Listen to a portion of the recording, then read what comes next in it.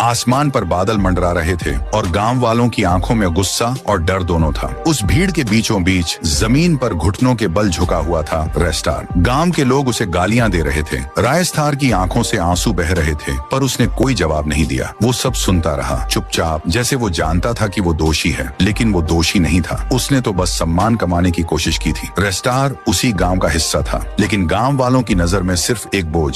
वो एक गरीब लड़का था, टूटी झोपड़ी में रहने वाला, खेतों में मजदूरी करने वाला। गांव के अमीर लोग उसे हमेशा नीचा दिखाते और हर किसी की जुबान पर एक ही बात होती, इसका होना ना होना बराबर है। पर रेस्टर के भीतर एक आग थी। वो चुप रहता, सहता रहता, पर रात को आसमान की ओर देखकर खुद से वादा करता, एक दिन मैं कुछ ऐसा करूंगा जिससे पूरा गांव मुझे याद रखेगा। गांव के पास ही फैला था एक विशाल समुद्र, और समुद्र के बीचों बीच था एक टापू। उस टापू पर था एक रहस्यमयी सिंहासन, जिसे गांव वाले वरदान की गद्दी कहते थे। कहते हैं जो उस सिंहासन पर बैठ जाए उसे ईश्वर का आशीर्वाद मिल जाता है। वो सब कुछ कर सकता है, अजय बन जाता है। पर उस सिंहासन तक पहुंचना आसान नहीं था। समुद्र के नीचे रहते थे खूंखार मगरमच्छ, जो उस गद्दी के रक्षक माने जाते थे। सदियों से कोई वहां नहीं गया। रेस्टार बिना किसी को बताए वो एक पुरानी बंदूक और कुछ गोलियों के साथ समुद्र की ओर निकल पड़ता है। रात काली थी, हवाएं तेज थीं, और रेस्टार तैरते हुए समुद्र पार करने लगता है। पानी में हलचल होती है, मगरमच्छों की आंखें चमकती हैं। जैसे ही एक मगरमच्छ उस पर हमला करता है,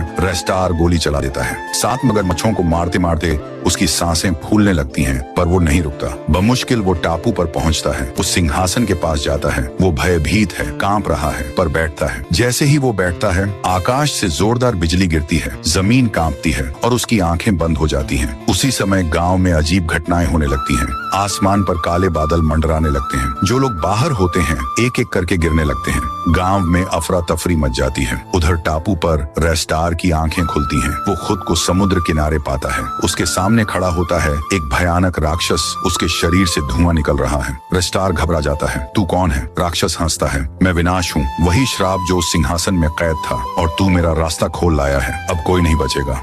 वो राक्षस हवा में उड़ जाता है और गांव की ओर बढ़ जाता है। रेस्टार जैसे तैसे गांव पहुंचता है, पर अब बहुत देर हो चुकी थी। लोग या तो मर चुके थे या पागल हो गए थे। सिर्फ कुछ ही लोग बचे थे, और वो सब रेस्टार को घेर लेते हैं। तू ही है इसका कारण, तू ही है मौत का दरवाजा, हमें श्राप दिया इसने। रायस्तार झुक जाता है, उसकी आंखें नम हैं। मैंने ये सब नहीं चाहा था, मैं बस खुद को साबित करना चाहता था। रेस्टार सब कुछ देखता है, वो टूट चुका है, पर फिर भी उसके भीतर कोई आवाज कहती है, ये मेरी गलती है तो खत्म भी मैं ही करूंगा। गांव के बीच